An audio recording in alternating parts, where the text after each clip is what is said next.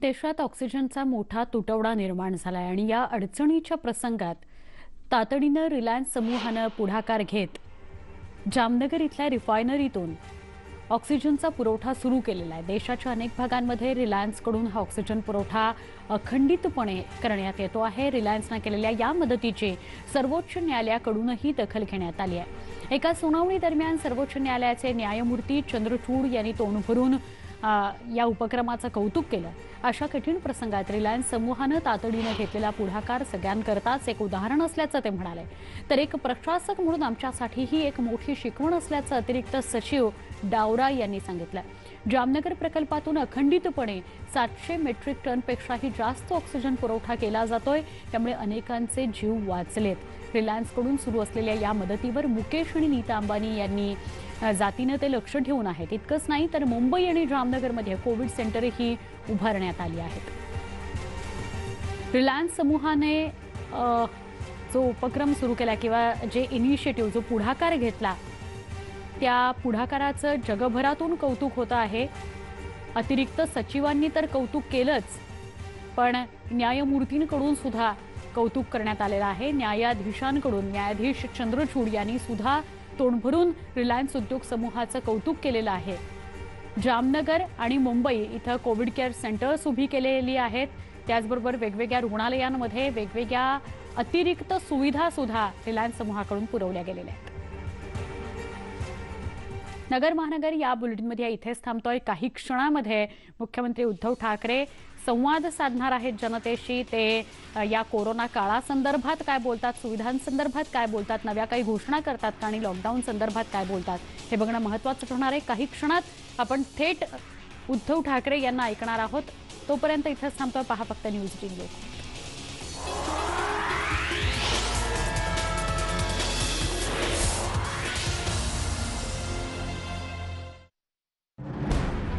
मोदी शहांसमोर दिदींचा गड वाचणार, दक्षिणेत कमळ उमलणार, आसाममध्ये काँग्रेसचं कमबॅक, जनतेचा कौल कुणाला? पहा 5 राज्यांचे सर्वात वेगवान सुस्पष्ट निकाल। कौल कुणाला? 2 मे दिवसभर फक्त न्यूज 18 लोकमतवर।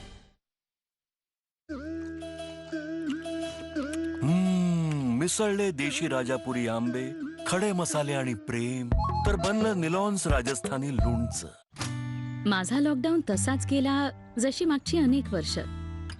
तेच लाईफ, तेच काम,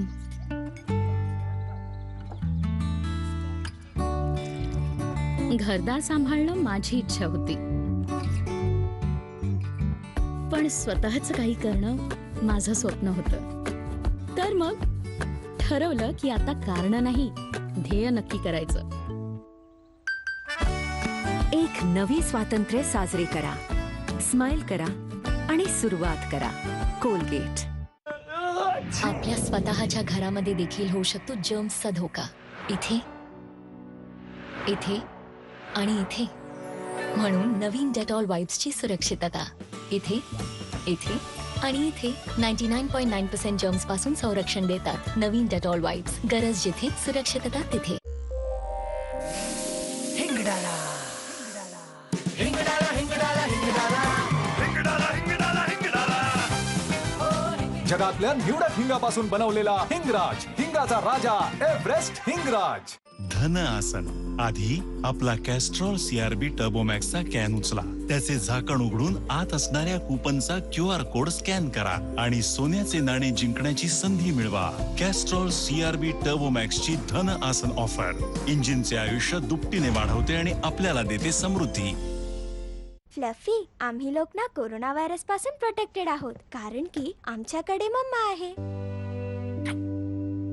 घरामध्ये सर्व किती भरोसा करतात माझ्यावर, म्हणून मी नेहमी डेटॉलवर भरोसा केला आहे। आता हे प्रमाणित आहे की डेटॉल कोविड-19 व्हायरसच्या विरुद्ध परिणामकारक आहे। कोरोनाच्या विरुद्ध माझा भरोशाचा साथी। India's trusted protection for over 85 years. Dettol, be 100% sure. Aryan, it's नारळ पाणी टाइम। आई, हल्ली धूळ, माती आणि प्रदूषणामुळे फळ आणि भाज्यांवर खूप वाईट परिणाम होत असेल ना? पण कदाचित नारळ पाण्यावर होत नसेल, हो ना? हो आर्यन, यू आर राईट। नारळ असं फळ आहे ज्याच्या पाण्यावर धूळ, माती, प्रदूषणाचा कोणताच परिणाम होत नाही. कारण पाणी नारळाच्या आत सुरक्षित असतं, त्यामुळे ते शुद्ध असतं. जसं आपल्या द कुटे ग्रुपचं तिरुमला कोकोनट ऑइल, जे केरळच्या खास निवडक नारळांपासून बनतं.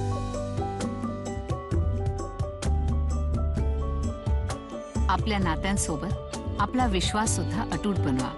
तिरुमला कोकोनट ऑइल, प्रत्येक थेंबात शुद्धतेचा विश्वास. Tirumala coconut oil by the Kute group, keeping mankind happy. हार्पिकने दिला तुमच्या टॉयलेटच्या स्वच्छतेला ओपन चॅलेंज. आहे कोणात दम? मोक्ष आहे. आजच डिटर्जंटने स्वच्छ केलं आहे. हे बघा, आज जेव्हा नवे इन्फेक्शन्स पसरून राहिले, टॉयलेटला फक्त साफ नाही स्वच्छ करायला हवं. हार्पिक 10X मॅक्स क्लीन, जो कठीण डाग काढतो, मारतो 99.9% जंतू आणि कोविड-19च्या कोरोना व्हायरसला. टॉयलेटला साफ नाही स्वच्छ करूया. प्रत्येक नात्याची गोडी जपतो प्रेमाचा रंग सोनेरी. आम्ही आहोत गोवर्धन तूप, गाईच्या दुधापासून बनवलेलं शुद्ध तूप. सादर आहे नवीन संतूर हँडवॉश. यात आहेत चंदनाचे गुण, जे प्रत्येक वेळी हात धुतल्यावर जर्म्सवर राहतात कडक आणि हातांना बनवतात नेहमीच सॉफ्ट. नवीन संतूर हँडवॉश, प्रत्येक स्पर्शामध्ये कोमलता. महाराष्ट्राचा पॉवरफुल बॅटरी ब्रँड ऑटोबॅट आता 5 वर्षाच्या वॉरंटीसह. ऑटोबॅट UPS इन्व्हर्टर बॅटरीज. आवडते पदार्थ घेऊन या. ठीक आहे बाबा. एव्हरेस्टचा नवीन कांदा लसूण मसाला, याच्यामध्ये आहे 13 मसाल्यांचं सुयोग्य मिश्रण. इतके चविष्ट पदार्थ मला मी जिवंत असताना का नाही दिले? हा मसाला आत्ताच तर आलाय ना बाजारात. बेस्ट मध्ये बेस्ट, आई आणि एव्हरेस्ट. तुम्हाला माहितीये, टॉयलेट आणि बाथरूमच्या पृष्ठभागावर आजार करणारे जंतू आणि व्हायरस 8 दिवसांपर्यंत जिवंत राहू शकतात. रिसर्च मध्ये सिद्ध झालं आहे की निळा हार्पिक काढतो कठीण डाग आणि व्हायरस वर 99.9% जंतू मारतो. आणि लाल हार्पिक करतो तुमच्या बाथरूमच्या बेसिन, टाइल्स आणि फरशीला स्वच्छ आणि 99.9% जंतुमुक्त. निवडा हार्पिक. डाबर रेड पेस्ट, ज्यात आहे लवंग, पुदिना, तुमर यांसारखी आयुर्वेदिक तत्वे, जे जर्म्सना नष्ट करून टाकतात आणि देते सुरक्षा. डाबर रेड पेस्ट जर्म्सना नष्ट करते आणि देते सुरक्षा. MDHचा किचन किंग मसाला किचन मध्ये असला तर आपण काहीही बनवू शकतो. MDH किचन किंग मसाला.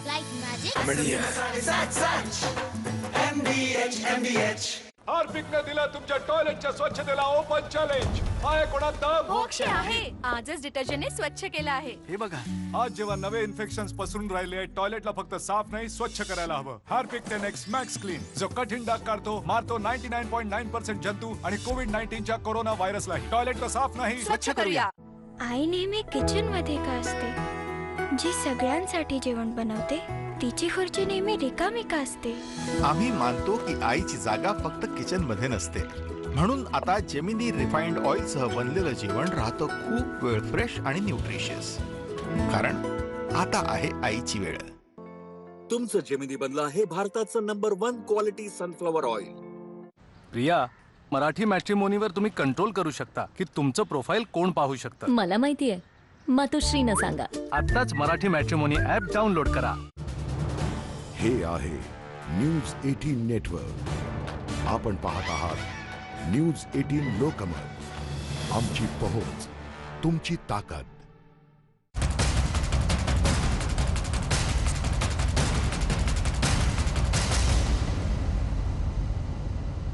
नमस्कार. पुढच्या काही क्षणामध्ये किंवा 1-2 मिनिटांमध्ये मुख्यमंत्री उद्धव ठाकरे बोलायला सुरुवात करतील.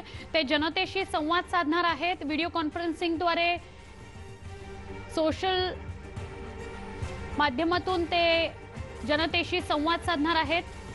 उद्यापासून 3ऱ्या टप्प्याच्या लसीकरणाला सुरुवात होईल आणि त्या संदर्भात आरोग्यमंत्र्यांनी सुतोवाच केलेला आहे. त्याविषयी काही महत्त्वाचे अपडेट्स मुख्यमंत्री देऊ शकतात. लॉकडाऊन 15 तारखेपर्यंत वाढवण्यात आलेला आहे, त्याविषयीच्या काही सूचना मुख्यमंत्री करू शकतात.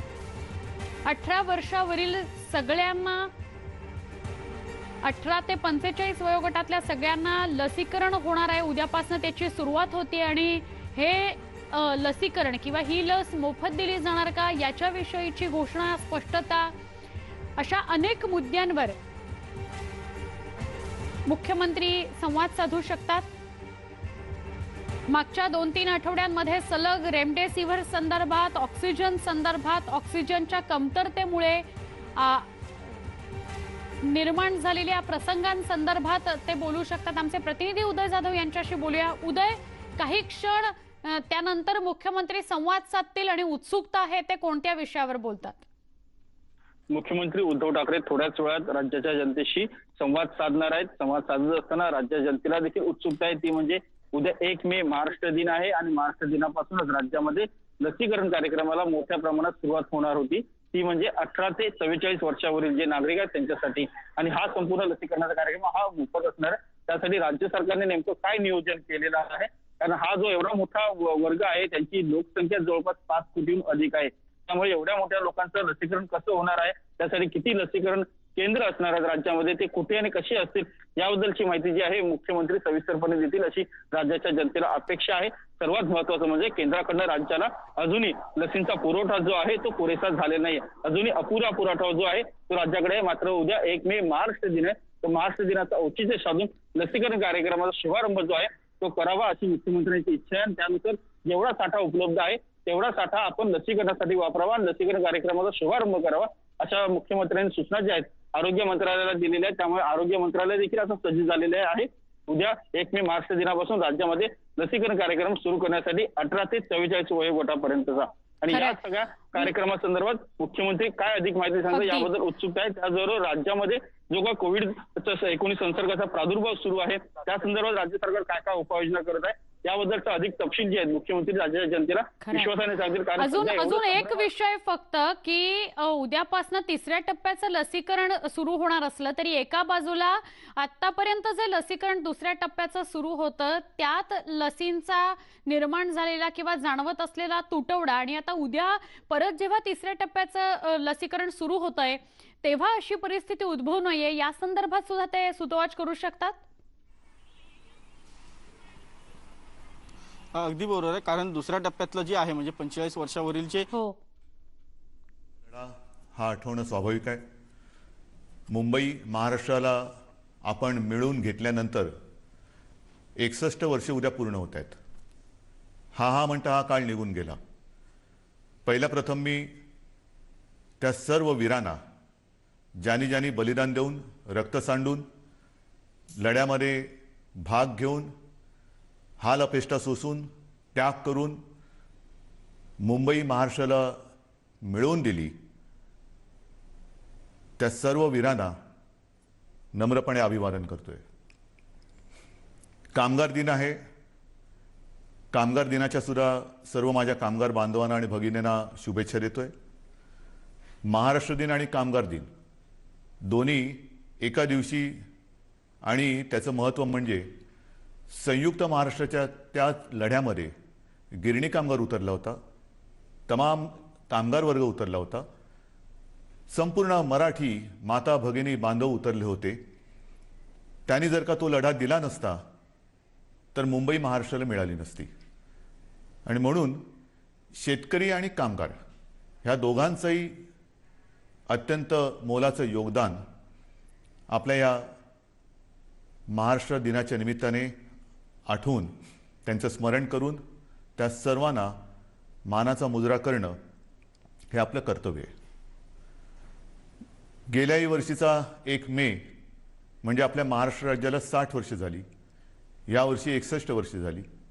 दोन्ही महाराष्ट्राचे आपले हे दिवस आपल्याला गेल्या वर्षी तर लॉकडाऊनच होता आणि याही वर्षी तसा काही फारसा फरक नाही आहे.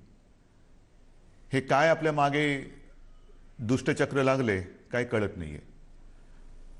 आज मला आठवतोय तो 2010चा ज्या वेळेला संयुक्त महाराष्ट्राला 50 वर्ष झाली होती तो सुवर्ण महोत्सवी महाराष्ट्र दिन. आपल्यापैकी अनेक जण आले असतील.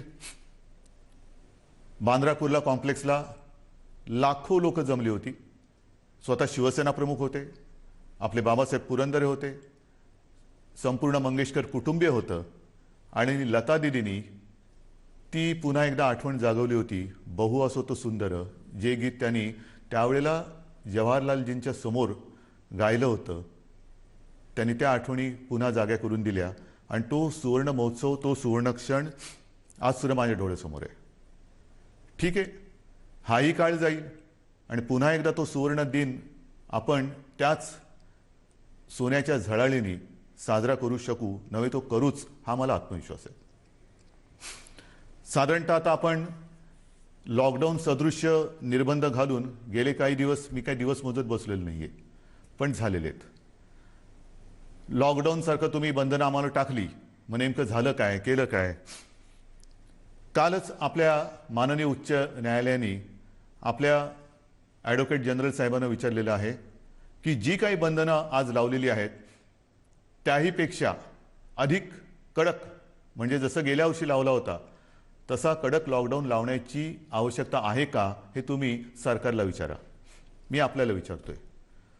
मला विचाराल तर मला असं वाटतं याच्याहून काही कडक करण्याची आवश्यकता जरी वाटत असली तरी तशी वेळ येणार नाही, कारण तेवढ्या समजुतीने माझ्या महाराष्ट्रातील माता भगिनी आणि तमाम बांधव हे वागतायत, समजूतदारपणा दाखवत आहेत, हिंमत दाखवत आहेत, जिद्द दाखवत आहेत, संयम पाळत आहेत. आणि मग नेमक्या ह्या बंधनाचा आपल्याला काय उपयोग झाला? रुग्णसंख्या ओसरली का? ओसरली नाही. पण जी एक शक्यता वर्तवली जात होती की जसं आपण हे निर्बंध लावण्याच्या आधी ज्या पटीने आणि वेगाने रुग्णवाढ होत होती, ती रुग्णवाढ तशीच होत राहिली असती तर आजच्या दिवशी साधारणतः 9 ते 10 लाख रुग्ण हे आपल्या राज्यात, ज्याला ॲक्टिव्ह पेशंट, ॲक्टिव्ह रुग्ण ज्याला म्हणतो, ते असते. आपण जो संयम दाखवला, मी आपल्याला काही बंधनं घातली, अक्षरशः त्या दिवशी मलाही आपल्याला सांगणं जड जात होतं, पण करू काय? मी बोललो आणि आपण माझं ऐकलं तसं नेहमीच आपण ऐकता. आणि त्याच्यामुळे जी एक शक्यता होती 9.5-10 लाख ॲक्टिव्ह पेशंट आज आपल्या महाराष्ट्रात असू शकले असते, ती रुग्णवाढ, ती रुग्णसंख्या साधारणतः आपण आज 6-6.5 लाखापर्यंत स्थिरावून ठेवलेली आहे. अजूनही रुग्णवाढ उतारायला लागलेली नाही आहे, पण वाढ होत होती ती मात्र आपण थांबवलेली आहे, एक स्थिरावलेली आहे. तसं पाहिलं तर आज संपूर्ण देश करोनाच्या खतखत्या ज्वालामुखीच्या तोंडावरती आहे. आजच आपण ज्या पद्धतीने संयम दाखवतो आहोत, तो जर का दाखवला नसता तर आज महाराष्ट्राची अवस्था काय झाली असती ती कल्पनाही नको आणि विचारही नको. अजूनही काही काळ आपल्याला ही बंधनं पाळण्याची आवश्यकता आहे. मला माहिती आहे की ही बंधनं पाळणं, लावणं सोपं आहे, पण पाळणं फार अवघड आहे. मी गेल्याही वेळेला म्हटलं होतं की नाईलाजाने आपली रोजी ही मंदावेल, पण मी रोटी थांबू देणार नाही. दुसरा एक प्रश्न असा येतो की काही जणांना असं वाटतं की इतरांनी काय काय केले त्याच्याप्रमाणे आपण केलं पाहिजे, केंद्राने काय केले त्याच्याप्रमाणे आपण केलं पाहिजे. असू शकतं, वाटू शकतं, वाटणं स्वाभाविक आहे. आणि कोणी खरंच आपल्याहून काही चांगल्या गोष्टी केल्या असतील तर त्यांचं अनुकरण करायला मला कधीही कमीपणा वाटणार नाही. जर का ते अनुकरण करून माझ्या राज्याचं हित त्याच्यात साधलं जात असेल तर मी कोणाचंही अनुकरण करायला तयार आहे. मात्र हा सल्ला देताना खरंच आपल्या सरकारने काय केलेलं आहे हे सुद्धा आपण जाणून घेणं फार गरजेचं आहे, फार महत्त्वाचं आहे. म्हणून मी आपल्यासमोर पुन्हा एकदा गेल्या वर्षी काय आपली परिस्थिती होती, आरोग्य सुविधा काय होत्या आणि ह्या बंधनाच्या काळामध्ये आपण काय करतो आहोत, काय केले हे सांगतोय. आपल्याला आठवत असेल की जेव्हा आपल्या राज्यात गेल्या वर्षी मार्चमध्ये कोविडनी शिरकाव केला, कोरोनाने शिरकाव केला, तेव्हा आपल्या राज्यामध्ये फक्त 2 लॅब होत्या, चाचणी केंद्र होती, चाचणी करण्याच्या प्रयोगशाळा होत्या. एक आपल्या कस्तुरबामध्ये आणि दुसरी पुण्याला NIV मध्ये. मग आज काय, आजची परिस्थिती जर बघितली तर 29 एप्रिल 2021ला ज्या गेल्या वर्षी 2 प्रयोगशाळा होत्या त्या जवळपास आता 600च्या आसपास प्रयोगशाळा आपण वाढवलेल्या आहेत, राज्यभर केलेल्या आहेत. आणखीन वाढवतो आहोत, प्रयोगशाळा वाढवतो आहोत, चाचण्यांची क्षमता वाढवतो आहोत. चाचण्यासुद्धा आपल्याला कल्पना आहे की साधारणतः मी गेल्या वेळेला सांगितलेलं आहे की 80-85 हजार करत होतो, त्या जवळपास आता 2-2.5 लाखाच्या आसपास आणखीन वाढवतो आहोत, 3 लाखाच्या वरती आपण नेतो आहोत. तर ह्या गोष्टी आपण करतो आहोत. म्हणजे लॉकडाऊन सारखं करून हातावर हात बांधून, म्हणजे लॉकडाऊन बाहेर केल्याने हात पण लॉक करून बसले असं नाहीये. आपण हातपाय हलवतो आहोत, आरोग्य सुविधा वाढवतो आहोत. जशी ह्या RT-PCR चाचण्यांच्या प्रयोगशाळांची मी तुम्हाला संख्या सांगितली, तशीच कोविड सेंटर्स, जी जम्बो सेंटर्स आपण उभारलेली आहेत, काही फील्ड हॉस्पिटल केली, काही ठिकाणी एक आपत्कालीन म्हणून हॉस्पिटलची उभारणी केली. काही ठिकाणी तर आपण हॉटेलमध्ये प्राथमिक स्वरूपाची हॉस्पिटल्स निर्माण केलेली. आणि अशी जर का संख्या पाहिली तर जूनमध्ये ही साधारणतः 2665 होती गेल्या जूनमध्ये.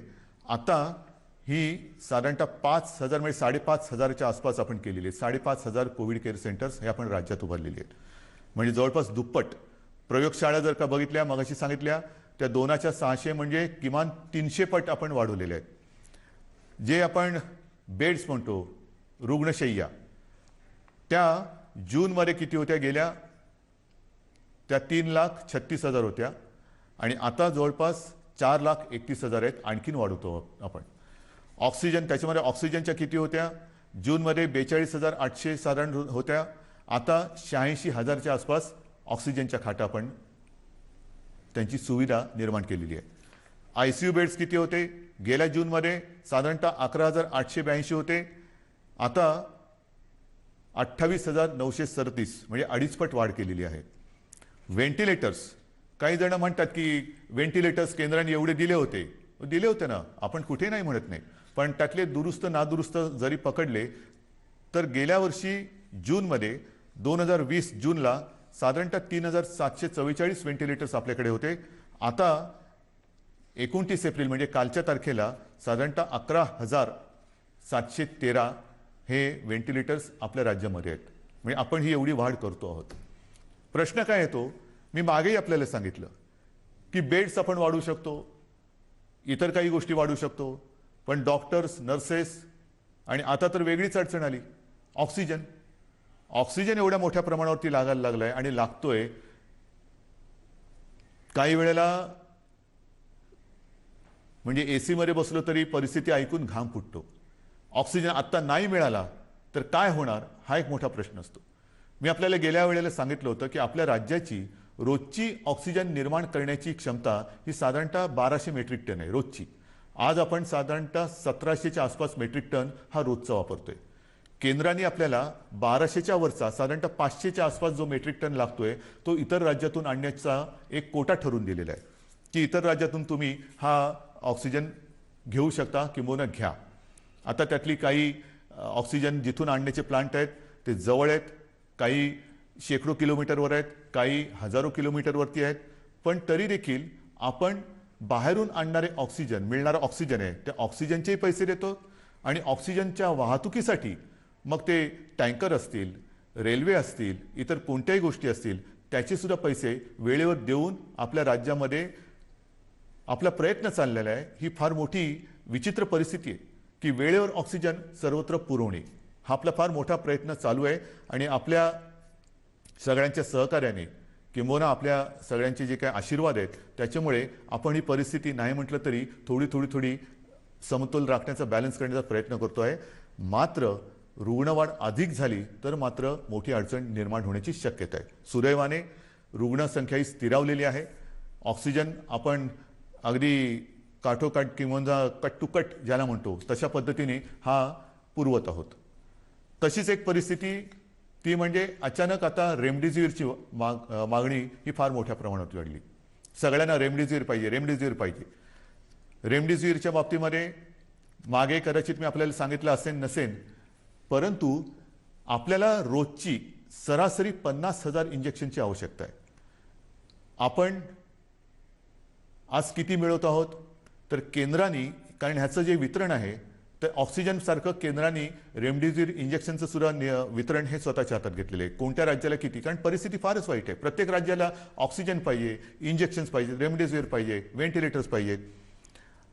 तर आपल्याला साधारणतः सुरुवातीला केंद्राने दर दिवशी 26,700-800च्या आसपास ही इंजेक्शन्स मिळतील अशी व्यवस्था केली होती. आपली मागणी 50,000ची आहे. मग त्याच्यानंतर मी माननीय पंतप्रधानांना विनंती केली आणि त्यांनी ती मान्य केली. त्याच्यानंतर 43,000 दर दिवशी अशी मागणी आपली मागणी मान्य झाली. मागणी म्हणजे आपल्याला 50,000 पाहिजे, पण 43,000ची सोय करण्यात आली. आज साधारणतः 35,000च्या आसपास ही रोजची इंजेक्शन्स आपल्याला मिळत आहेत. त्याचे सुद्धा आपण पैसे देऊन ही इंजेक्शन्स घेतो आहे. मात्र ही इंजेक्शन्स पुरवत असताना एक गोष्ट मात्र मी राज्यातील तमाम जे कोविड केअर सेंटर्स आणि कोविडच्या हॉस्पिटलमध्ये काम करणारे डॉक्टर्स आहेत त्यांनाही सांगतोय आणि रुग्णांनाही सांगतोय, त्यांच्या नातेवाईकांनी सांगतोय की नीट लक्षात घ्या, WHO किंबहुना आपल्या टास्क फोर्सनी आणि केंद्राच्या डॉक्टर्सनी सुद्धा, तज्ज्ञांनी सुद्धा आपल्याला एक सावधानतेचा इशारा दिलेला आहे. तो म्हणजे रेमडेसिवीरचा अनावश्यक अनाठायी वापर करू नका. गरज नसेल तर रेमडेसिवीर वापरू नका, कारण गरज नसताना दिलं आणि जरुरीपेक्षा जास्त दिलं तर औषधाचे दुष्परिणाम सुद्धा होण्याची शक्यता नाकारता येत नाही.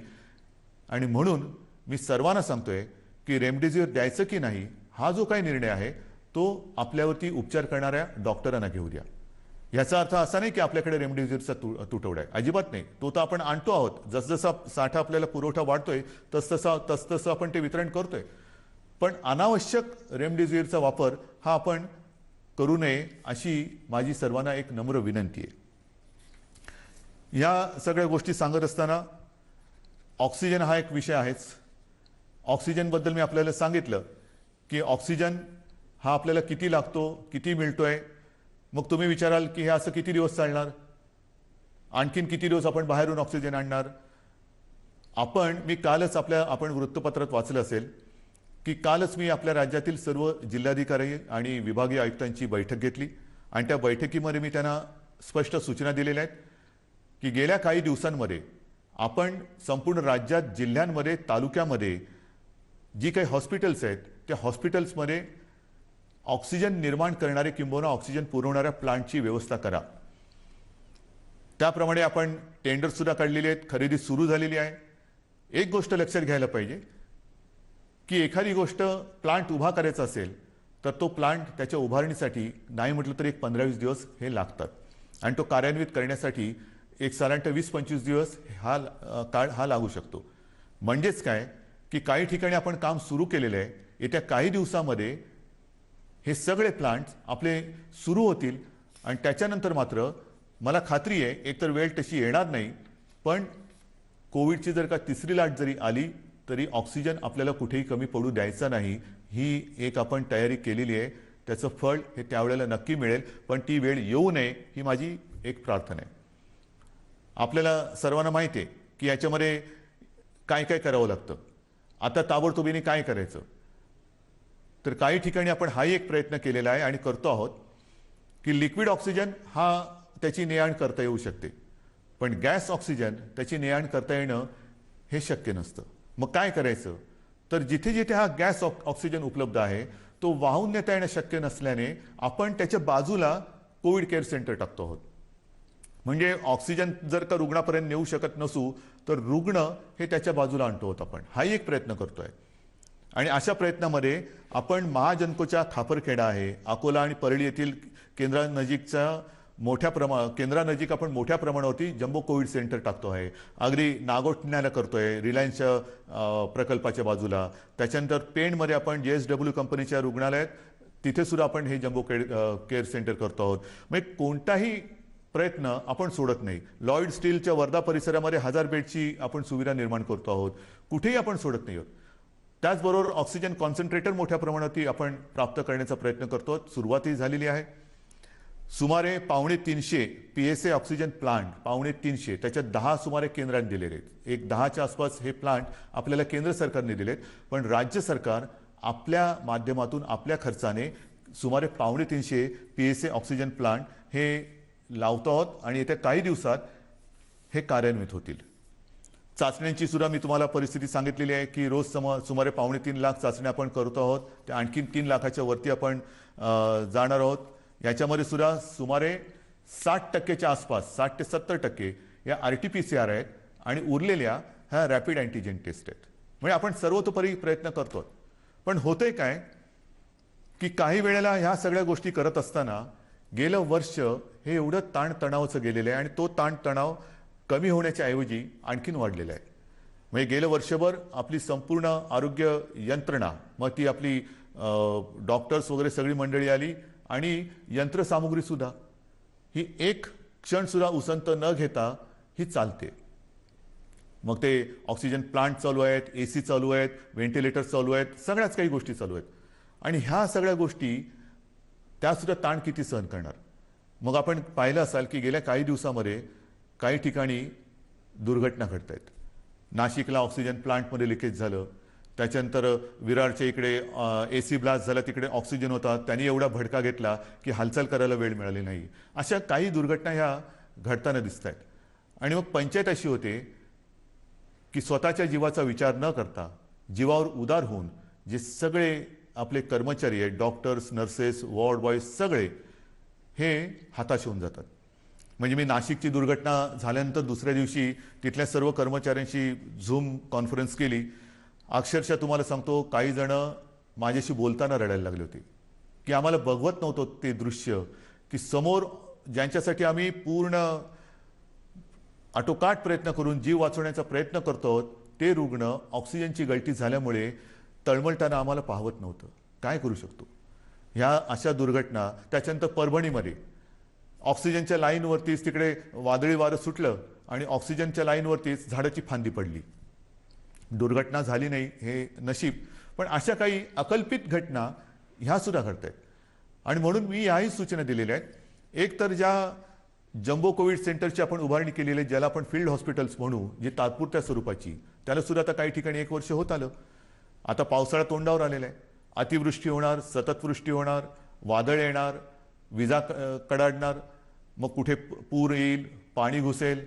म्हणून मी ह्या सगळ्यांना सांगितलेलं आहे की एक तर जी अशी जम्बो कोविड केअर सेंटर्स उभारलेली आहेत त्याचं स्ट्रक्चरल ऑडिट करा, फायर ऑडिट करा, एक मजबूत आहे की नाही बघा. नवीन उभारताना पाणी जाणार नाही, पाणी साचणार नाही, पाणी आतमध्ये येणार नाही, कुठे आग लागणार नाही, ऑक्सिजनची गळती होणार नाही. ज्या ज्या काही गोष्टी घडू शकण्याची एक शक्यता आहे, दुर्घटना ज्याच्यामुळे घडू शकते, ह्या टाळण्याचा आटोकाट प्रयत्न करा. आणि हा आटोकाट प्रयत्न करताना ठीक आहे, ज्याची कामं जो तो करेल, फायर ऑडिट करण्याचं काम तो हा मुक करेल, ह्याचं काम तमुक करेल, पण आता आपल्याला एक कुटुंब म्हणून, एक टीम म्हणून काम करायचं आहे. जरी एखादी गोष्ट आपल्या लक्षात आली काम करताना की इकडे काहीतरी गडबड आहे, इकडे काहीतरी होऊ शकतं, तर तात्काळ आपल्या वरिष्ठांच्या ते लक्षात आणून द्या की येता जाताना वाटलं की अरे काहीतरी बरोबर नाही आहे, ह्यानी मोठं काहीतरी घडू शकतं. ज्याप्रमाणे भंडाऱ्याला त्या लहान मुलांच्या हॉस्पिटलमध्ये आग लागली, त्यांचं ते उपकरण पेटलं. तर अशा काही गोष्टी जर का आपल्याला वाटल्या तर कृपा करून मी सर्व ह्या क्षेत्रात काम करणाऱ्यांना सांगतोय की आपल्याला कुठे काही वाटलं तर ते ताबडतोब सुधारण्यासाठी आपल्या वरिष्ठांना कळवा.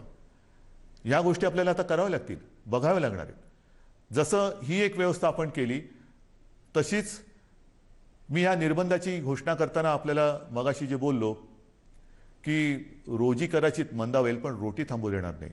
आणि मग या निर्बंधाच्या काळासाठी आपण सुमारे 5,500 कोटी, सुमारे 5,500 कोटी एवढ्या रकमेचं एक प्रचलित शब्द आहे पॅकेज, एक पॅकेज जाहीर केलं. मग पॅकेज जाहीर केलं, पुढे काय झालं? जाहीर केल्यानंतर तसंच झालं का नुसतं जाहीर केलं आणि थांबलं? नाही आहे, तसं नाही आहे.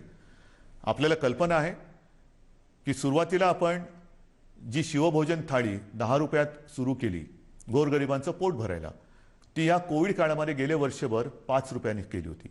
आता पुढचे 2 महिने आपण ती मोफत देत आहोत. आणि मग गेल्या काही दिवसात जेव्हापासून ही मोफतची घोषणा केली त्याच्यानंतर 15 लाखाहून अधिक मी म्हणेन आपल्या नागरिकांना ज्यांचं अन्न किंवा ज्यांचं जेवण ह्या शिवभोजनवरती आहे त्यांना आपण त्याचं नाही म्हटलं तरी एक लाभ देऊ शकलो. किमान 15 लाखाहून अधिक नागरिकांना ह्याचा एक शिवभोजनचा त्यांनी स्वाद घेतलेला आहे. आत्तापर्यंत एकूण जर का बघितलं तर 3,94,00,000 म्हणजे जवळपास 4 कोटी लोकांना ह्याचा लाभ झालेला आहे आत्तापर्यंत पूर्ण वर्षामध्ये. आणि आपल्या राज्यात सुमारे 890 शिवभोजन केंद्र सुरू झालेली आहेत. तसंच संजय गांधी निराधार, श्रावणबाळ, वृद्धापकाळ वेतन, विधवा निवृत्ती वेतन व दिव्यांग निवृत्ती वेतन याच्यात 35 लाख लाभार्थींना एप्रिल व मे या 2 महिन्याचे प्रति महिना 1,000 प्रमाणे 2 महिन्यांचे अर्थसहाय्य देण्यासाठी आपण 1,428 कोटी निधी वितरित केलेला आहे. 1,428 कोटी. 7 कोटी लाभार्थींना ज्यांना आपण म्हटलं होतं की मोफत गहू आणि तांदूळ, तर 7 कोटी लाभार्थींना मोफत गहू तांदूळ वाटप सुरू झालेलं आहे. त्याच्यात सुमारे 6,240 मेट्रिक टन गहू आणि 4,817 मेट्रिक टन तांदूळ हा आतापर्यंत वितरित केला गेलेला आहे. महाराष्ट्रामध्ये इमारत व इतर बांधकाम कामगार आहेत, त्या कामगार मंडळाच्या स्वतःच्या निधीमधून प्रत्येकी 1,500 रुपये अर्थसहाय्य करण्याची आपण घोषणा केली होती. आत्तापर्यंत 13 लाखापैकी सुमारे 9,17,000 कामगारांच्या खात्यात त्यांच्या पैसे जमा झालेले आहेत. घरेलू कामगारांसाठी कल्याणकारी सहाय्य देण्यासाठी 50 कोटी रुपये निधी वितरित झालेला आहे. नगर विकास विभागाकडून फेरीवाल्यांसाठी सुद्धा जी एक आपण योजना जाहीर केलेली आहे, 1,500 रुपये जी फेरीवाल्यांना आपण आर्थिक मदत करतोय नोंदणीकृत, त्याची सुद्धा कार्यवाही सुरू झालेली आहे. आदिवासी कुटुंबांना साधारणतः 11.5 लाख लाभार्थी आहेत. त्याच्यामध्ये त्यांना प्रति कुटुंब 2,000 हे आपण खावटी चा लाभ जो देण्याची योजना जाहीर केली, त्याच्यात सुद्धा कार्यवाही सुरू झालेली आहे. म्हणजे आपण कुठेही गप्प बसलेलो नाही आहोत. ऑक्सिजन करतोय, रेमडेसिवीर मिळवतोय, रुग्णसंख्या लक्षात घेऊन सुविधा वाढवतो आहोत. जी मदत केलेली आहे जाहीर त्याची सुद्धा आपण अंमलबजावणी करतो. कुठेही आपण कमी पडत नाही आणि ते कमी पडू देणार नाही. त्याचप्रमाणे जो जगाचा अनुभव आहे, त्या जगाच्या अनुभवापासून आपण वेगळा अनुभव घेऊ शकणार नाही याची आपल्याला सर्वांना कल्पना आहे. म्हणजे काय की संपूर्ण जगात लाटांमागून लाटा येत आहेत. पहिली लाट झाली, दुसरी लाट झाली, तिसरी लाट, चौथी लाट. किती लाटा येणार, आपल्यावरती किती प्रयत्न आपण कसोशीने करतोय त्याच्यावरती ते अवलंबून राहणार आहे. पहिली लाट येऊन गेली, दुसरी लाट ही आत्ता आपण अनुभवतो आहोत. ब्रिटननी दुसरी लाट अनुभवलेली आहे, आता तिकडे थोडी शांतता आलेली आहे. पण तिसरी लाट येणारच नाही असं कोणी खात्रीपूर्वक सांगू शकत नाही. किंबहुना आता तज्ज्ञ म्हणायला लागलेले आहेत की तिसरी लाट ही सुद्धा येणार आहे.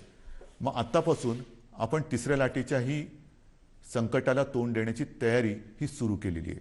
हे आता आपण ऑक्सिजन वगैरे जे काही वाढवतो आहोत त्याला कदाचित आणखीन 8-15 दिवस लागतील. पण तिसरी लाट आली तरी देखील त्याचे एवढे घातक आणि गंभीर परिणाम महाराष्ट्रावरती होऊ द्यायचे नाहीत या निश्चयाने आपलं सरकार आता कंबर कसून मैदानात उतरलेलं आहे. तसं ते उतरलेलं होतंच, पण झालं काय की दुसरी लाट येण्याची अपेक्षा होती, साधारणतः ती येईल अशी एक अपेक्षा होती, पण एवढ्या मोठ्या प्रमाणावरती येईल अशी कोणाचीच अपेक्षा नव्हती. देशात कोणाचीच तशी तयारी नव्हती आणि ती आली. आता तिसरी लाट आल्यानंतर जर का पुन्हा थोडीफार निर्बंध लावण्याची आवश्यकता वाटली तरी देखील अर्थचक्र थांबता कामा नये. म्हणून आपल्याला कल्पना आहे, मी गेल्या महिन्यात एकदा दोनदा आपल्या राज्यातील प्रमुख उद्योजकांशी बोललेलो आहे. सर्व कामगार संघटनांच्या युनियन लीडर्सबरोबर बोललेलो आहे आणि त्यांना सुद्धा तिसऱ्या लाटेची तयारी करताना काय काय तयारी मला त्यांच्याकडनं अपेक्षित आहे किंवा त्यांनी काय करायला पाहिजे ह्याची मी त्यांना कल्पना दिलेली आहे. म्हणजे आपण सर्व थरावरती सर्व पातळीवरती प्रयत्न करतो आहोत आणि मला खात्री आहे की ही तिसरी लाट आपल्या सगळ्यांच्या सहकार्याने आपण थोपवल्याशिवाय राहणार नाही. आपल्यावरती सुरुवातीला काही जणांनी टीका केली की महाराष्ट्र काय करतोय, महाराष्ट्रामध्ये रुग्णसंख्या बघा कशी वाढते, लॉकडाऊन लावू नका, आम्ही आता सहन करणार नाही. पण आता जर का आपण तो लॉकडाऊन सारखी परिस्थिती, हे निर्बंध लावले नसते तर काय परिस्थिती झाली असती हे देशातलं इतर चित्र बघितलं तर लक्षात येतं. आपल्यानंतर आजूबाजूच्या राज्यांनी सुद्धा लॉकडाऊन लावलेले आहेत. थोडक्यामध्ये काय की हा व्हायरस आहे आणि हा व्हायरस त्याचं मार्गक्रमण हा त्याच्या पद्धतीने करतोय, ते काही आपल्या हातामध्ये नाहीये. आता हे सगळं सांगून झाल्यानंतर एक महत्त्वाचा मुद्दा आहे, तो म्हणजे लसीकरण. गेल्या साधारणतः जानेवारीपासून लसीकरणाला आपल्या देशात सुरुवात झाली. आज लसीकरणाची परिस्थिती काय आहे तर सुमारे 1,58,00,000 नागरिकांचे लसीकरण आपण पूर्ण केलेले आहे. म्हणजे कदाचित आपण देशामध्ये लसीकरणाच्या बाबत नंबर 1चं राज्य आहोत. चाचण्यांच्या बाबतीत सुद्धा कदाचित आपण नंबर 1चं राज्य असू. आरोग्य सुविधांच्या बाबतीत सुद्धा कदाचित आपण देशात नंबर 1चं राज्य असू. पण दुर्दैवाने त्याचबरोबरीने रुग्णवाढीमध्ये सुद्धा आपण फार पुढे आहोत. आणि मग ही परिस्थिती लक्षात घेतल्यानंतर आपण जे काय आता ठरवलेलं आहे, कारण आपल्या 2 विनंत्या माननीय पंतप्रधानांनी मान्य केल्या. एक म्हणजे सुरुवातीला मी विनंती केली होती की 45 वयापर्यंत म्हणजे वयाच्या नंतर वरून सुरू केली ज्येष्ठ नागरिक म्हणून, तर आधी ज्येष्ठ नागरिक म्हणजे 60, 55, 50, तर मी म्हटलं तर 45 आणि अधिक, मग ही जी काय वयोमर्यादा आहे ती 45 पर्यंत तुम्ही खाली आणा, तशी त्यांनी ती आणली. त्याच्यानंतर मी विनंती केली होती की 25च्या वरील सर्वांना लस देण्याची आम्हाला अनुमती द्या.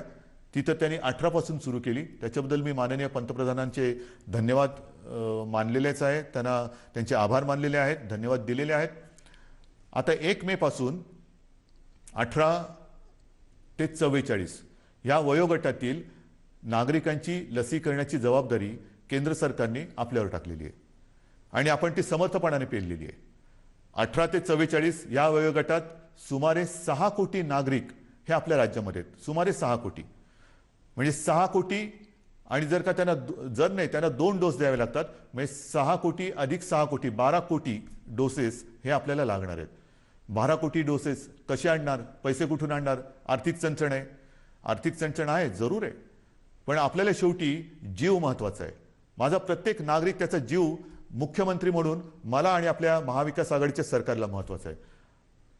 आणि मग हे एकदा ठरवल्यानंतर 12 कोटी डोसेस जी काय किंमत असेल ती किंमत एक रकमी एका चेकने देऊन आपण ही संपूर्ण लस घेण्याची तयारी आणि आपली क्षमता ही ठेवलेली आहे.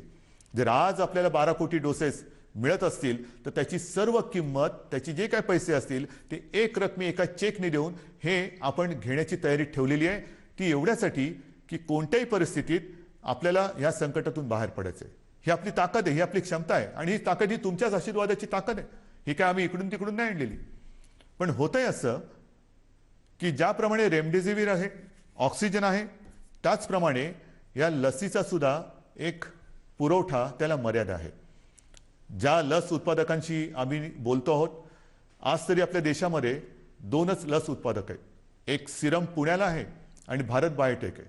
या दोघांशी आपण बोलतोय. तिसरी स्पुटनिक ही येणार म्हणतात, त्यांच्याशी आपण बोलतोय. ज्या ज्या कंपन्या ज्यांना परवानगी मिळेल त्या सर्वांशी आपण बोलणार आहोत, किंबहुना बोलतो आहोत. पण तूर्त तरी आज ह्या 2 कंपन्या ज्या प्रमुख आहेत त्या दोघांची उत्पादन क्षमता लक्षात घेतली तर आपल्याला हा जो काय साठा आहे, हा जो काय पुरवठा आहे तो परत केंद्राने ठरवून दिलेला आहे. आणि कालच पत्र आले की या मे महिन्यामध्ये आपल्याला सुमारे 18 लाख आणि काहीतरी लसचे डोस हे मिळणार आहेत. हे 18 ते 44.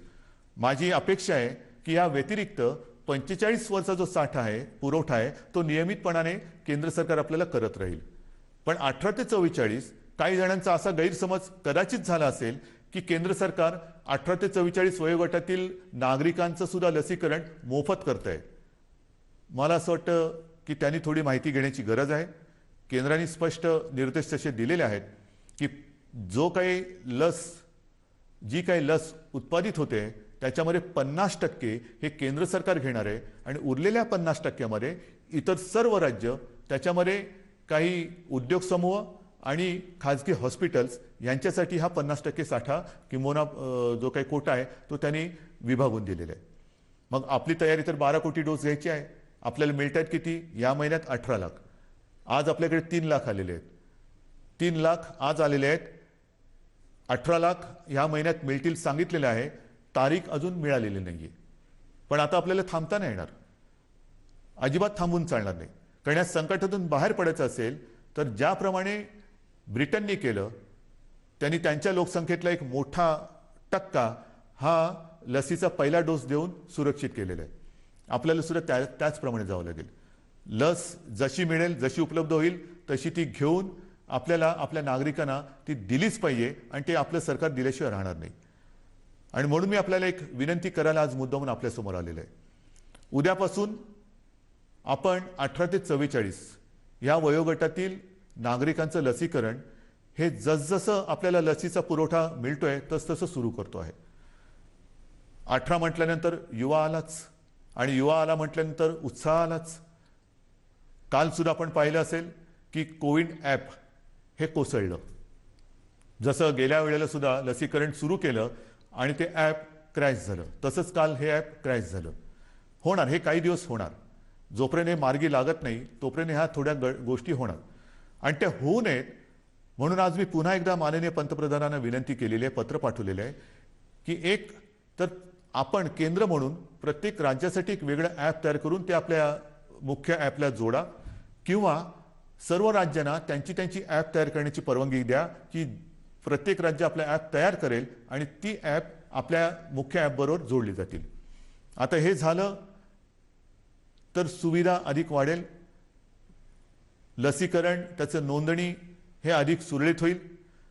परंतु हे जोपर्यंत होत नाही तोपर्यंत आज जसं आपण संयम दाखवत आहात तसाच संयम हा उद्यापासून आपल्याला दाखवावा लागेल. ॲपवरती नोंदणी करून ज्यांचं ज्यांचं लसीकरण जिथे जिथे असेल त्यांना त्याच्याप्रमाणे माहिती मिळेल की कुठे आपण जायचं आहे, कधी जायचं आहे हे आपल्याला त्या ॲपवरनं कळेल आणि त्याचप्रमाणे आपण त्या केंद्रावरती जा. महत्त्वाची सूचना आहे ही. ह्याचं कारण असं की आपण फोटो बघतो आहोत, लसीचा पुरवठा फार मर्यादित आहे. लस उत्पादन हे आज मर्यादित क्षमतेमध्ये होत आहे. साधारणतः जून जुलैपासून ही क्षमता वाढेल अशी आपल्याला माहिती मिळालेली आहे आणि तोपर्यंत लसीकरण केंद्रावरती गर्दी करणं हे हितावह नाहीये. कारण जी झुंबड तिकडे उडताना दिसते, मी साहजिक आहे, मी समजू शकतो आपल्याला सर्वांनाच बंधनाचा नाही म्हटलं तरी उभं आलेलं आहे, कंटाळा आलेला आहे आणि ज्या बातम्या आपण पाहतो आहोत, बघतो आहोत त्या बघितल्यानंतर मन सुन्न होऊन जातं, विषण्ण होऊन जातं की काय चाललेलं आहे, कसं करायचं, काय म्हणजे नाही म्हटलं तरी या कोविडची दहशत आहे. तर त्या दहशतीतून बाहेर पडण्यासाठी, भीतीतून बाहेर पडण्यासाठी लसीकरण केंद्रावरती गर्दी करून काही होणार नाही. आपल्याकडे लसीचा साठा ज्याप्रमाणे येतोय त्याचप्रमाणे तो दिला जाणार आहे. एक लक्षात घ्या, उद्यापासून 18 ते 44 या वयोगटातील नागरिकांचं लसीकरण जे सुरू होते, उद्या पहिली लस दिली जाणार आहे, शेवटची नाही. माझं वचन आहे जे मी तुम्हाला सांगितलेलं आहे की हे आपलं सरकार आहे. 18 ते 44 वयोगटातील नागरिकांची जबाबदारी जी लसीकरणाची केंद्राने राज्यावरती दिलेली आहे ती पूर्णपणे पेलायला आपलं सरकार समर्थ आहे. त्याची तयारी ही आपण पूर्ण केलेली आहे. 18 ते 44 आणि त्याच्यानंतर केंद्राकडून जो काही पुरवठा येतोय 45 आणि अधिक, ह्या दोन्ही म्हणजे तमाम सर्व वयोगटातील 18 पासून पुढे नागरिकांच्या लसीकरणाची सोय हे आपण करतो आहोत. सुरुवातीला थोडीशी एक ती शिस्त येईपर्यंत आपल्याला वाटेल की गोंधळ उडतोय, पण तो गोंधळ उडू नये म्हणून कुठेही गर्दी करू नका. काही ठिकाणी मला तर आता अशी भीती वाटायला लागलेली आहे की ही लसीकरण केंद्र सुद्धा लसीकरण केंद्राच्या ऐवजी कोविड प्रसारक मंडळ होतात की काय. तर तसं कृपा करून करू नका. कारण आपण इतरांना सर्वांना शिस्त लावतोय की हे बाजारपेठामध्ये शिस्त पाहिजे, इकडे शिस्त पाहिजे, तिकडे शिस्त पाहिजे आणि मग जिथे लसीकरण करतोय तिकडेच जर का शिस्त नसेल तर सगळं मुसळ केरामध्ये जाईल. म्हणून मी हात जोडून आपल्याला नम्र विनंती करतोय की उद्यापासून जसजशी आपल्याला ही लस उपलब्ध होत जाईल तसतशी आपण ही संख्या वाढवत जाणार आहोत. तूर्त आज आपल्याकडे 3 लाख लसी आलेल्या आहेत 18 ते 44 वयोगटातील नागरिकांसाठी. त्याचं वितरण हे साधारणतः रुग्णसंख्या आणि लोकसंख्येच्या प्रमाणात केलं गेलेलं आहे. 3 लाख लसी हे फार म्हटलं तर त्रुटकच आहे. कारण काल परवाकडेच आपण 5 लाख डोस एका दिवसात दिलेले आहेत. 5 लाख डोस एका दिवसात. आपली क्षमता ही आपण 10 लाखापर्यंत पण नेऊ शकू. जर का आपल्याला 1.5-2 कोटी किंबहुना त्याहून अधिक डोस जर का मिळत गेले महिन्याचे तर आपण दिवस रात्र मेहनत करू आणि लवकरात लवकर महाराष्ट्र या संकटातून बाहेर काढू. ही झाली आपली क्षमता, पण मर्यादा ही येणाऱ्या पुरवठ्यावरती अवलंबून आहे. आणि म्हणून मला असं वाटतं कुठेही गोंधळ गडबड करू नका, घाई करू नका. आपल्याला सर्वांना म्हणजे 18 पासून सर्व या सगळ्यांचं लसीकरण हे सरकार करणार आहे. पुन्हा एकदा सांगतो, कोणाचाही गैरसमज होण्याची आवश्यकता नाही. 18 ते 44 वयोगटातील सुमारे 6 कोटी नागरिकांच्या लसीकरणासाठी जे 12 कोटी डोस आपल्याला आवश्यक आहेत ते एक रकमी चेकने खरेदी करण्याची तयारी आपल्या सरकारची आहे. मी आपल्या माध्यमातून आपल्या साक्षीने आपल्याकरता केंद्राला पुन्हा एकदा विनंती करतो आहे की आमची तयारी पूर्ण आहे. कृपा करून आपण ह्यामध्ये लक्ष घालून आम्हाला लवकरात लवकर जास्तीत जास्त लसचा पुरवठा उपलब्ध करून दिलात, लसचा साठा उपलब्ध करून दिलात तर महाराष्ट्र हे नेहमी चांगल्या बाबतीमध्ये नंबर 1 वर राहिलेलं आहे. लसीकरणामध्ये सुद्धा आज सुद्धा नंबर 1 वर आहे. लवकरात लवकर आम्ही ह्या कोविडच्या संकटावरती मात करून दाखवल्याशिवाय राहणार नाही, हा आत्मविश्वास मला आहे. आणि म्हणून बांधवांनो, भगिनींनो आणि मातांनो, जे सहकार्य आजपर्यंत आपण मला केलं, ज्या माझ्या शब्दावरती आपण विश्वास ठेवला मध्ये आपल्याला काही जणांनी भडकवण्याचा प्रयत्न केला, मला त्याच्याबद्दल काही म्हणायचं नाही आहे. कारण ह्या आपल्या संवादामध्ये मी कधीही कुठेही राजकारण आणणार नाही. राजकारण मी जाहीर सभेमध्ये जरूर करेन. जे कोणी गैरसमज पसरवत असतील त्यांच्यासाठी मी जाहीर सभा जरूर घेईन, पण जाहीर सभा घेण्याची आज वेळ नाही आहे. कुठेही सभा समारंभ हे आपल्याला करता कामा नये. जशा जाहीर सभा करता कामा नये, तशीच आणखीन एक गोष्ट की येत्या महिन्यामध्ये लग्न समारंभ त्याचे मुहूर्त खूप आहेत. बघा ना, पंचांग काढून बघा, तुमच्या मनात पण असेल की आता होणार कसं, तर त्याही बाबतीमध्ये आपल्याला नाईलाज म्हणून 25 जणांची मर्यादा टाकलेली आहे. आता काही जणांनी म्हटलं दोन तासात कसं होणार, आता करू काय. नाही तर काही जण मी हेही बघितलेले आहे की 25 जणांची मर्यादा आहे ना, दर 15 मिनिटाला 25 तसं नाही. म्हणून नाईलाज आहे आपला. थोडंसं ह्या परिस्थितीचं गांभीर्य सगळ्यांनीच लक्षात घेण्याची आवश्यकता आहे. तसं ते आपण घेतलेलं आहे. मग लग्न समारंभ असेल, धार्मिक, राजकीय, सामाजिक कोणतेही कार्यक्रम, त्याला आपण बंधनं घातलेली आहेत. इतर कार्यक्रमांतर आपण बंदीच घातलेली आहे. तर माझी पुन्हा एकदा विनंती आहे की लग्न समारंभसुद्धा आपण शिस्तीने थोडेसे पार पाडा. उत्साहाला थोडंसं आपल्याला बंधन घालावं लागेल, उत्साहाला मुरड घालावी लागेल. ती जर का घातली तर लवकरात लवकर आपण ह्या संकटातून मोकळे होऊ. आणि म्हणून पुन्हा एकदा आजपर्यंत जे सहकार्य आपण मला केलं आणि जे आशीर्वाद आपण मला दिलेले आहेत, ह्या सरकारला दिलेले आहेत, हे असेच कायम ठेवा. तुमच्यासाठी हे सरकार जे जे करता येणं शक्य असेल ते केल्याशिवाय राहणार नाही, एवढंच एक वचन आपल्याला देतो. धन्यवाद. जय हिंद, जय महाराष्ट्र. मुख्यमंत्री उद्धव ठाकरे साधारणपणे अर्ध्या तासाहून अधिक जनतेशी संवाद साधत होते. सुरुवातीला महाराष्ट्रातली कोरोनाची परिस्थिती, त्याचं गांभीर्य याच्याविषयीची त्यांनी जाणीव करून दिली. त्यानंतर आरोग्य सुविधा काय पुरवल्या गेलेल्या आहेत, मागच्या वर्षीची आणि यावर्षीची परिस्थिती काय आहे, की त्यात किती सुधार आपण केलेला आहे याविषयी ते बोलले. आणि सगळ्यात महत्त्वाचा मुद्दा ज्याच्या विषयी आपल्या सगळ्यांना उत्सुकता होती, 18 ते 44 वर्ष वयोगटातील सगळ्यांचं लसीकरण जे उद्यापासून सुरू केलं जाणार आहे त्याची घोषणा त्यांनी केली. साधारणपणे 6 कोटी जनता या 18 ते 44 वयोगटात येते आणि त्यांचे 2 डोस म्हणजे 12 कोटी डोस आपल्याला लागणार आहेत. सध्या आपण 8 लाख लोकांना दिवसाला लसीकरण करतो आहोत. लॉकडाऊन संदर्भात ते काय म्हणाले, मुख्यमंत्री उद्धव ठाकरे काय म्हणाले, पाहूयात. कडक करण्याची आवश्यकता जरी वाटत असली तरी तशी वेळ येणार नाही. कारण तेवढ्या समजुतीने माझ्या महाराष्ट्रातील माता भगिनी आणि तमाम बांधव हे वागतायत, समजूतदारपणा दाखवत आहेत, हिंमत दाखवत आहेत, जिद्द दाखवत आहेत, संयम पाळत आहेत. आणि मग नेमक्या ह्या बंधनाचा आपल्याला काय उपयोग झाला. रुग्णसंख्या ओसरली का? ओसरली नाही.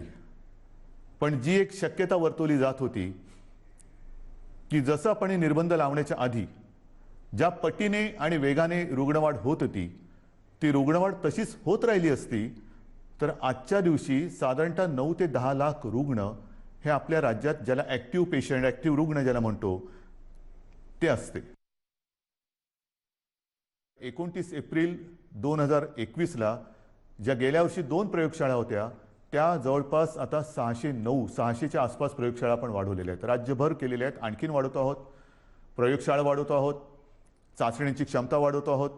चाचण्यासुद्धा आपल्याला कल्पना आहे की साधारणतः मी गेल्या वेळेला सांगितलेलं आहे की 80-85 हजार करत होतो, त्या जवळपास आता 2-2.5 लाखाच्या आसपास आणखीन वाढवतो आहोत. 3 लाखाच्या वरती आपण नेतो आहोत. तर ह्या गोष्टी आपण करतो आहोत. म्हणजे लॉकडाऊन सारखं करून हातावर हात बांधून, म्हणजे लॉकडाऊन बाहेर केल्याने हात पण लॉक करून बसले असं नाहीये. आपण हातपाय हलवतो आहोत, आरोग्य सुविधा वाढवतो आहोत.